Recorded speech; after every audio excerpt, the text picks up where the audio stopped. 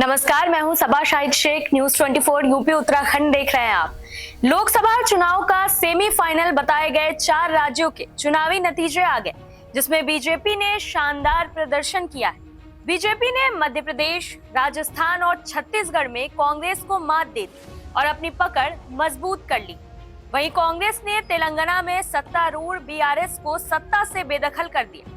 तो ऐसे में सवाल ये उठता है कि इन नतीजों का यूपी की सियासत पर क्या असर पड़ेगा और इन सब के बीच इंडिया गठबंधन का भविष्य क्या होगा। वहीं इन नतीजों ने सियासी गलियारों में हलचल तेज कर दी।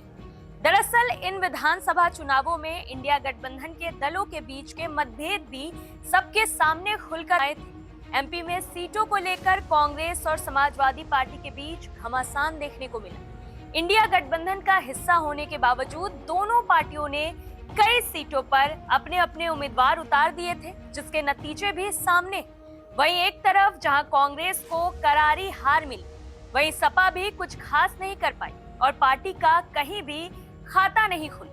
हालांकि इंडिया गठबंधन की पार्टी रालोद ने अच्छा प्रदर्शन किया। कांग्रेस ने रालोद को राजस्थान में एक ही सीट दी थी और पार्टी ने वहां शानदार जीत हासिल की। तो वहीं मध्य प्रदेश में बसपा कोई सीट नहीं जीत पाई, लेकिन 1-2 सीटों पर अच्छी टक्कर दी।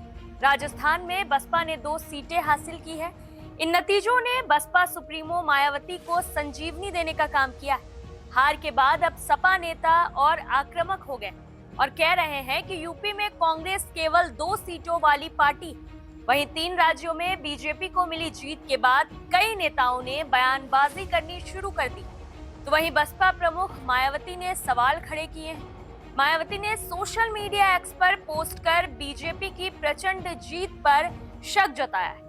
उन्होंने लिखा कि देश के 4 राज्यों में अभी हाल ही में हुए विधानसभा चुनाव के आए परिणाम एक पार्टी के पक्ष में एक तरफा होने से सभी लोगों का शंकित, अचंभित और चिंतित होना स्वाभाविक, क्योंकि चुनाव के पूरे माहौल को देखते हुए ऐसा विचित्र परिणाम लोगों के गले के नीचे उतर पाना बहुत मुश्किल है।